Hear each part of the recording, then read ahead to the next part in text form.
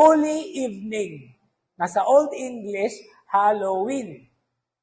So, og November 1 na, dili na ta ka-greet og Happy Halloween. Kay ang Happy Halloween, kana mang evening, meaning to say, October 31. No? So, politically correct, dili politically correct kung mo-greet og Happy Halloween, kunya, November 1 na. No? So, ang pag-greet og Happy Halloween is 31. No? Kaysa, All Saints Day naman na. Okay. Anyway, nganong gitawag man Halloween? Because hallow means holy. Okay? Ween is evening. So, holy evening. Vesperas.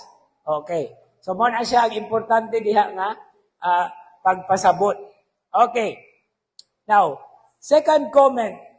This is the very reason why for us Christians, Sunday is the focal or central day of our lives. Muna nga kita mga Domingo. Dili ta gitawag og Sabadista. Oh? So klaro siguro kay na nganong gitawag silang Sabadista kay Sabado man ilaha. No kita Domingo atoa. Oh? Yeah, so muna siya ang punto diha. Okay, ang mga Hudiyo natural Sabat ba po na ilaha. In other words, copycat ang mga Sabadista kay naman sila. It's actually more of the Jewish appropriation lang. Pero kita, nakasentro ta sa Domingo, nga naman, Domingo is the day of the Lord, and that is the very day when He rose from the dead. No? The day after the Sabbath, or the 8th day. No? Kay pito raman kabuk adlaw sa simana, ang ikapito mauman ang Sabat, so unsa may ikawalo, balik ta sa uno. So mo na ang Domingo. Tanawan ninyo ang kadaghanan ng mga kalendaryo, asa man magsum, unsa may sinugdanan. Domingo. No, Domingo. No? Muna gan apula, okay, etc., etc. Now, another description of the verse 19. The doors were locked. Okay. This is a significant note of cautiousness. Nagmabinantayon lang sila, but this is also indicated as Jesus' miraculous coming to them.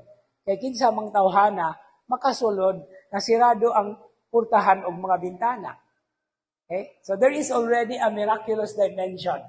Now, about the cautiousness, okay? The cautiousness is an indication of their fear of the Jews, ang ilang kahadlok. And as well-known followers of Jesus, they still felt threatened. So that at Jesus' arrest, they all fled and sought shelter, each on his own. Nagkatibulaag sila. No? Si Pedro ramanggani itong nagsunod-sunod, pero gapalayo rapod.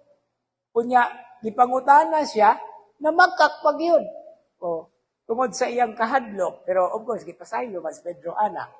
Now, isn't this, dinot kayo nga pangutana, isn't this also reflective of our own experiences